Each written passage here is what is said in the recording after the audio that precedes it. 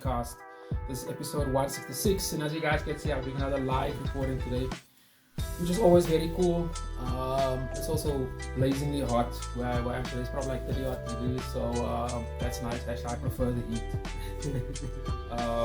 But besides that, before because I got a very cool guest today. But before I get into that, man, there's one thing I actually want to specifically mention today. So I've the art Lexcia and Wesley we no longer operate on Twitter. I made it my thing not to preach on this platform, and I don't want to preach. I don't want to tell people what to do and all that shit. That's not really my game. But I can't operate on that platform anymore. So I won't really engage in anybody. I actually realized I should have closed my account before I deleted the app. Because when I tried to delete the app, I closed my account the other day. There was a mix-up. So the chances are you can probably still find my handle, but I'm no longer. And as I said, I don't want to preach, but I would recommend that we no longer use that fucked up, deeply problematic space. But anyway, that's it about it. Yeah. But anyway, as I said, I got a really really cool guest today. Tshepo Tlhalogang. Pardon, sorry, brother. No. From and we're talking about reclaiming the space, the gig on the 4th and the 7th of December. The 4th to the 7th. Yeah, in Kimberley. Fucking exciting as like this is a really really exciting space. Space. Really exciting show. You're also doing the show also encompasses a lot of things, both visual art, both performance art. You're working with a range of artists from all over the country. Like this is great stuff, my brother. First, but before we get anything, first and foremost, my brother, firstly, welcome. Thank you so much. Thank you so much for having me. Thank you for taking the time. Thank you for, and this is that's it. This seems pretty cool, man. So let's start in the beginning a bit. Let's just start a little bit about yourself. I think maybe just move your thing a bit more this side. Okay. Yeah, man. I think that's good. So let's just start in the beginning. Just for those that don't know, just explain exactly what does your company do and what the event is about. Okay. My name is Tshepo Tlhalogang. I'm from Kimberley. So I'm from a company called Awakening Creative Projects. So what we specialize in basically right now at the moment is doing festivals, which is your film festival and your art festivals. So two of our main projects are called Mbala Youth Film Festival, which we've been doing for the past 4 years since COVID. And then we did Awakening Social Sessions before COVID hit, and then we stopped because of lack of funding and all that. So yeah. Alright. Okay, man. So the festival, reclaiming the space. I guess let's start from the beginning. Firstly, explain to us what the festival was about, and then we'll get into the artists, and then we'll get into what you guys are doing. But let's explain like how did you conceptualize the festival and why do a festival like this and why in December? Is there a reason for all of the above? But let's start with that and we'll unpack everything. Okay. What was the question again? Let's start off like how did you guys come up with the festival? Okay. Because you're talking about reimagining. Just for those that don't know, just for some perspective, in Kimberley, it's an old mining town, so there is lots of reference to a lot of British imperialists. There's a lot of shit, fucking streets and so forth is named after that. Yeah. And that type of culture, unfortunately, is still thick. In fact, all over. So I get a sense maybe that has something to do with it. Yes. Well, the festival we started because of I used to normally go out of Kimberley to experience art, to go to Bloemfontein. So I thought and I saw that there was a lot of people doing what I would do, which was going outside. So I thought, let's create something which will make us stay within Kimberley, which is creating something that we all love, which is art, and then also creating a space where there was a lot of talent in Kimberley, but this talent was not having a space where they can showcase all this. So we tried to create a platform where all this talent can then come together and then have a platform where they can showcase and have their art appreciated. So explain to us what the festival is about.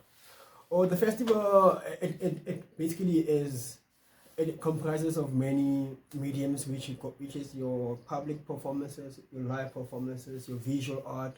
We also do your book launches. We also do your film documentary showcasing as well. But the whole idea of the film festival is basically just to celebrate the art, not to have like to concentrate on one medium, but to have like all different mediums come together and then. Lekker man. So okay man. So you're talking about, that's interesting about the film documentary. What documentary are you showing and where are you showing it? We'll be showcasing there's an artist in Kimberley by the name of Rocky Mafafo. He's from Kimberley. He's been doing art since the 70s. So we're just trying to celebrate him by showcasing one of these documentaries he's done. Documentary Yes. that he did or that's done on him? It's done on him. Okay. Yes. So it's done by, I just forgot the company name. I'll just figure it out now and let you know.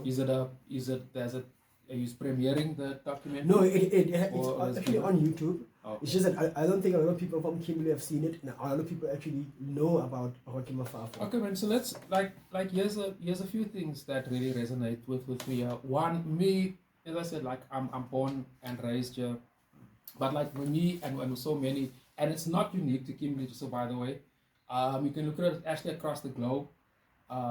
Guys, artists usually once they ready or whatever, they usually leave smaller towns and they move to the big towns because that's where the work is at. So it's not unique to Kimberley, but give it like it easier. There's a lot of there's a word for it. They call it, I think it's talent train, but there's a formal word for it. And there's a study on that. So now with COVID, and this is what I'm fascinated about, because now post COVID, as we mentioned, like offline, like a lot of businesses and so forth has changed. Do you guys have you guys picked up? Has there been sort of an uptake in the art, or have you noticed has there been like a more interest around that? Because even with the university over here, there's a lot of academics, a lot of poets, a lot of writers. Yeah, and you say the spaces are limited, so yeah. Yeah, like I said, we stopped actually doing the festival during the COVID. So because of us wanting to do it, there's been a lot of kids around the city hosting like exhibitions in the Kasi or exhibitions in their houses. So we want to formalize them.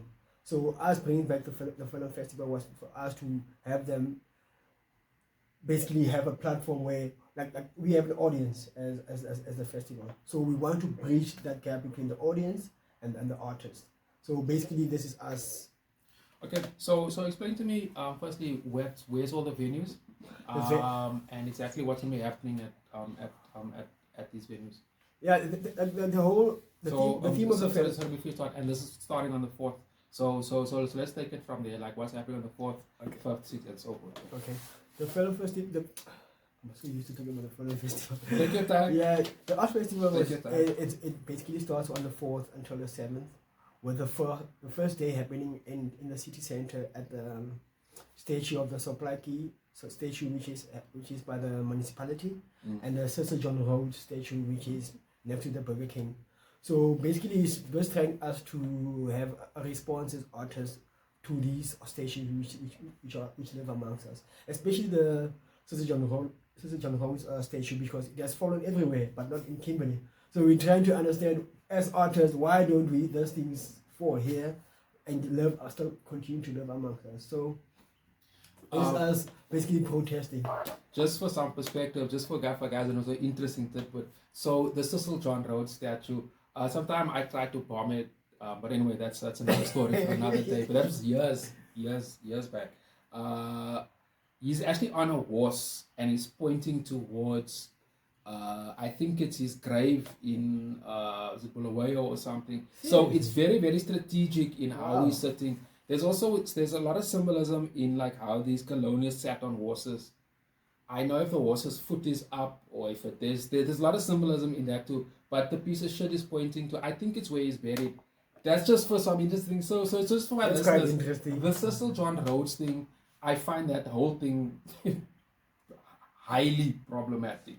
Very offensive. And the fact that it still exists in 2025. And we just so explain to me what type of performance art and who are these artists doing and what they're going to be doing there. We'll be collaborating with Maibuya Dance Academy, which operates from the Maibuya Center, and also a couple of artists from the city, like Sizankosi, Lakin Che, Trinity of Kora, which is a band from Barclay West.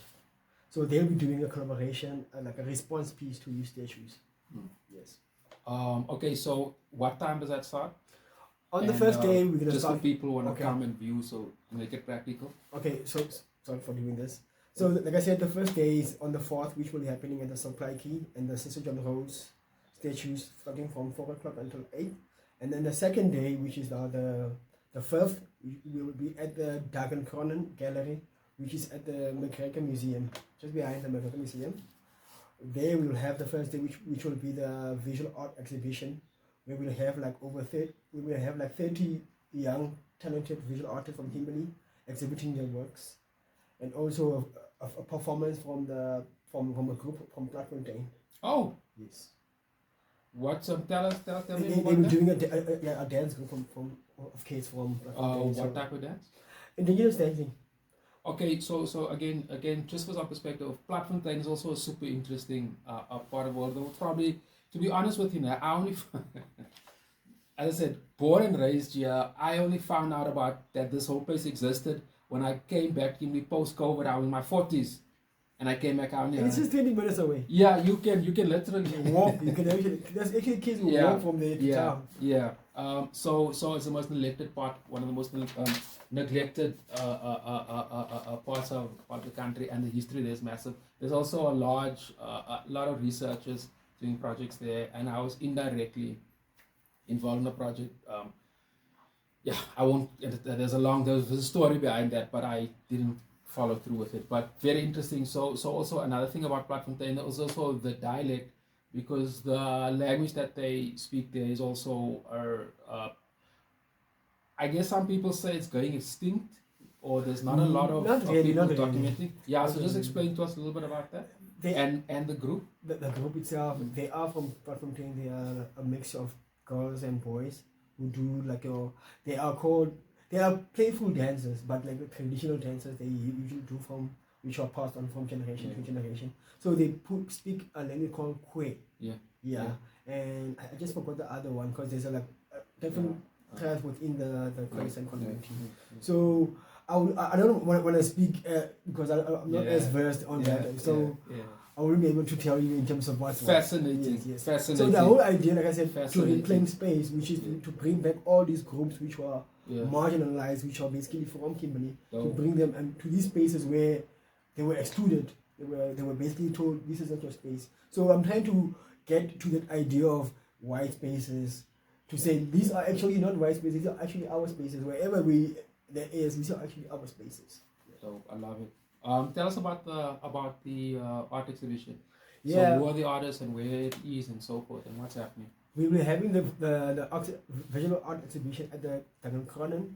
We'll have like over 30. And this is on what day? On the Thursday, which will be the 1st of December. And then we'll have like 30 young artists from Kimberley, like your artists from your Refile Signazzo, Frank, from all their surnames mostly. And I have to get all their surnames, but I'll say Jonas or. Yeah. Actually, one of the artists, Junior Oliphant. We actually spoke to him on this platform. I think it was last year. He does really exciting work, and I see he's featured there.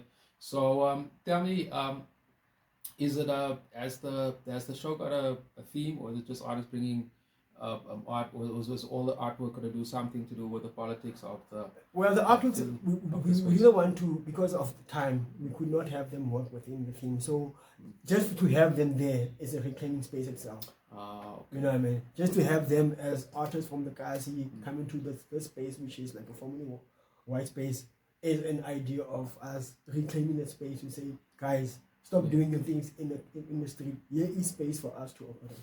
How long will the exhibition be running for? For the duration of the festival. Okay. Yeah. Okay. So we also you want to say something? So on the 1st, and then we'll have the performance day. We'll have your booth development group, also a dance Is this at the exhibition? Yeah. Okay. No. The exhibition continues, right? Yeah. But the following day, we'll have like your market, where we'll have your stores, where we'll have your jumping castle for the kids, where we'll have people advertising their businesses, where we'll have like your fashion exhibition, where we'll have your like young artists from Kimberley showcasing their works. Okay. Also like fashion. Okay. And then we're also gonna have like your dance groups also doing something there. Okay. We have like your DJs as well. So explain to us like how the days gonna work. Like what time will it start? When do all these shows start? And explain to us that. Okay, like I said, I was not getting to even Saturday, which is like the 7th. So like I said, should we start from the? I don't think the detail is that really important. Just like who are these guys? Is there sort of because if you're talking, I mean it's gonna be nice and warm as well. It's also is it end of the month? It's the first weekend of December. Oh yeah, it is. So okay, so that's relevant because the festive season, people are. I guess so. I guess people are a bit more festive. There's also something because it's occurred to me now sitting talking to you right here. Growing up in Jones Street, I think it was the first. Don't quote me on this, but I can't. Let's call it the Kimberley Mall. I think that was the word. Yeah. That thing was epic. That thing was like a real. Yeah, nostalgia. Lot of nostalgia here today. So, reason why I'm referencing that, I think this is around the same time. So, are you looking to attract a lot of families? Yes. Students. Are the students still here, or are they going home? Yes, some of the students are still here doing some supplementary exams, I think. But we are the festival itself is a family space. Bring everyone from your kids to your opa. We'll have a program. Like a space for them to. It's also like I said, we're having it at the museum, so you are able to do your walkabout with your family to learn more about history of inside the museum. Is there food, drinks, and so yeah? There'll be stores. There'll be your food stores. There'll be your clothing stores. There'll be your juice and drinks stores. You're telling me about the fashion show. Who are these people? I'll get you the name. Okay. I'm still trying to get them the names. So okay, that actually because there's a lot of people you There's a lot. Like I said, 30 visual artists, like 5 designers, performers. I'm sure it's like 20 performers. We also have a band coming from Cape Town called Assemblance. So they'll be coming from Cape Town. Yeah, there's also some really interesting guys from Grahamstown. From all of us, so just highlight some of the more marquee artists, because we got some really interesting people coming through. Yeah, there's an artist called Sisonke Papu. He does like your indigenous music instruments. Also a guy called Nkosinati Kuela. He's doing his doctorate within this. So like I said, I needed to actually write down all these guys. I saw you got Rez. He's photography. Yeah, he's the guy who did our poster artwork. Yeah, is he coming through? Is he having his work here as well? The artwork which is on the poster will be showcasing. I don't know if you'll be able to make it. We're still trying to get funds to bring. Yeah, because that also leads me because a lot of people so the logistics must be substantial. Yeah. Who are you guys partnered with? Because you can't do this on your own. Yes, basically we have no funding at this point in time. I'm still doing it because most of these guys who are coming to do are like my friends. So we're trying to start something together basically. So it's us just coming together, them helping me out to bring about this idea, which is the art festival. I respect that. I respect that. So like even with a lot of collaborations with the My Brewer Dance, those are collaborations with the museum. Those are collaboration as well. They've given us space to do this as well. Yeah, fucking great, man. And you said about the fashion. We spoke about the music, the whole day. Is there any other highlights with regard in terms of events around the festival?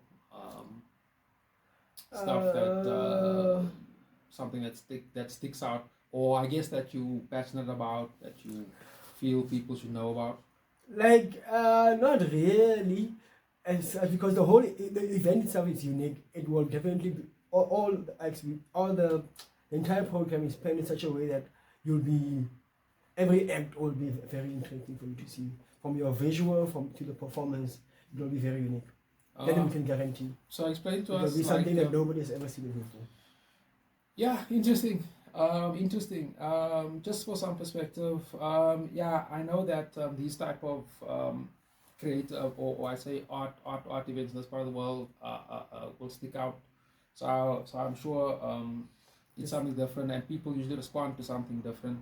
So where can people find information about the festival? So on what platforms are you operating on and so forth? We're on Facebook, we're on Instagram with Awakening Social Sessions. So you can also call me for any inquiries on 060-498-3032. If you ever want to do something at the festival or set up a stall, you can come. Is there like a cutoff date for anything? Because we'll publish this episode on the 22nd. Month end, which is like the month end of this month. Which will be the 30th of next week. November. So that'll be, so it'll be, and we say month, just be specific. So it'll be the end of November, which will be, next week. Next week is it? It will be on the, not next week actually. No, there's still a week and a half, but So 2 weeks left. yeah, you can see my brain is still a bit foggy. I'm just trying to get this guy's name. And then you say that the festival is running from the 4th to the 7th. The first day is the public, which is in town, and then from the 1st to the 7th we'll be at the Takan Corner. Okay, so just like because we're busy wrapping up here, just like in closing, and just to get your views on a few things. So working with all these artists, even from people from Platfontein, if there's one thing that I get a sense like a lot of people is not wanting to work with you, but also I get a sense of there's a lack of space for all of these creative projects. Moving forward, given that the response in terms of the creative community has been so large, I mean, obviously as a company, you will look at everything once it's done, see what worked and what didn't work, and I mean we can't really ask now moving forward because the event hasn't happened. But what would you, I guess, and we're dreaming here, but practically that is. So would you like to do more of this type of stuff, given that like with all this feedback getting from the artists, do you think there's a potential to do something similar, bigger, better, so forth, like in 2025? We want to become one of the biggest festivals in the country. So we try to do this as an annual festival. So hopefully if this one goes well, by next year we'll have a much bigger one as well. Okay, and just on this, I guess for potential sponsors and so forth, I mean, I think, let me not get ahead of myself, because I think people will come and reference this video a few years and months later. But I think we need to first look at a different type of crowd, because I was interested to see like what type of demographic will be coming through, and then you can look at like because as I said, like offline, or rather before we started to record, I'm fascinated behind technology, behind looking how artists are working within technology, given that we're sitting literally slap bang in the middle of the fourth industrial revolution. There's 5G technology. I mean, we have 5G fiber in the house. It's not active yet, but that's because we signed a contract with all these other service providers. But there's this boom here. I know that in this post-COVID world, artists are also looking to find new markets. Artists are also looking, I guess just that. Sorry about that. I'll fix that clip. Fucking unbelievable. No, I put my SIM card off, and the spam still comes through. Wow. Anyway, just like I it. get you, man. That actually that shit sort of threw me off. But anyway, yesterday I actually got a call. My phone was ringing, but I could not see who was calling. I could not even see if there's a call coming. My phone is busy ringing. Technology. There was now I remember, like, I was explaining about the what I'm invested, and basically what I'm trying to track and what I'm trying to follow is to see how people's buying habit patterns. So like what are they spending money on? Yeah, food and so forth. We got all that type of other shit, but and here's some perspective and stuff that I picked up some time back in Kimberley, which is roughly about 400,000 people. There's now a university, but there's only one gallery, and this gallery is a national gallery, so you can't go in and buy art. So there's nobody in if you take about 400,000 people, you say about at least about 50,000 working class people with houses, etc., etc. I find that's an interesting market that I would, given that data exists, that I would suspect is probably untapped. Yep. So I'm super interested to know like how different creative people, especially entrepreneurs, are sort of working within that space. So with that in mind, I mean, we'll keep in space. We'll, I'll come shoot or talk to as many. Yeah, we'll see who's available, who's not available. I'll definitely like to do some live. So like Fox Pop, so that I can stream at the channel. That'll be very cool. Yeah, man. Even like every day was a festival, you can even come to the public performance. I think there's that one like really jumps. Given like you're just doing the work, especially the Cecil John Rhodes statue. As we say, I find that statue.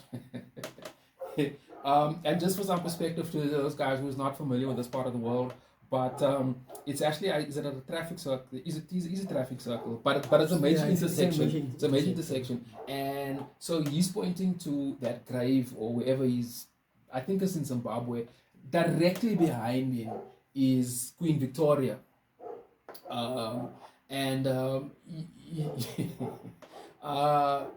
that part of Kimberley also growing up was also kind of like the nice area. It's not a bad area now, but it also points to the like, nicest I think it area. also points towards the big hole.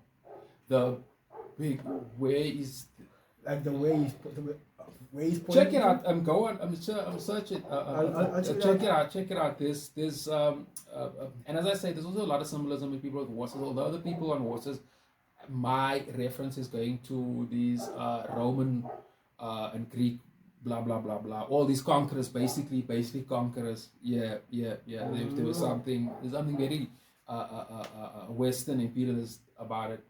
And artistic too, Yeah, it will be. Here's just a question on that. Like, did you guys get permission to do that? Yes. So what are you allowed to do and what are you not allowed to do? We're not allowed to do any damage on it, but to perform using it. So we're gonna use it as a focal point. So you can't throw paint on it. Not do any damage. Maybe throw something that can come off again. Yeah, that's also. But like I said, we're trying to think beyond, like messing it up. Like, let's engage it. How can we? How do we feel about it, and how can we transform it not being damaged? How can let's say we engage the municipality to say this can be moved to the museum. You know what I mean? Not damaged, but as to be still, because it's still part of history. Yeah. You can't actually erase it. I definitely. I also don't think that like totally removing these sculptures is a way to go. It also opens up a dialogue around that. But that is fascinating. My brother, thanks for this, man. Thanks for coming. Like I support the festival. Like I said, for the art Lexcia, we'll come and try to do. We'll see when and how. Definitely try to push the live events and that. Given that this will be the first week of December, I think that will definitely be my last broadcast for the year. It's been a hell of a year. How many did you do this year? Over 60 episodes. Yeah. Over, just a thick under 60 odd. You still explain your art. But yeah. Okay, we'll talk about that offline. This is Rama here, but everybody, man, if you got this far on the channel, I would appreciate that subscription. Yeah, man. Please do come to the art festival. Please do come. Sorry. And that too. No, that's important. You have to say it. It'll be the best thing to happen in Kimberley. Yeah, for sure. Thanks, my brother. And to everybody else, I shall catch you in next week. Salute. Bye.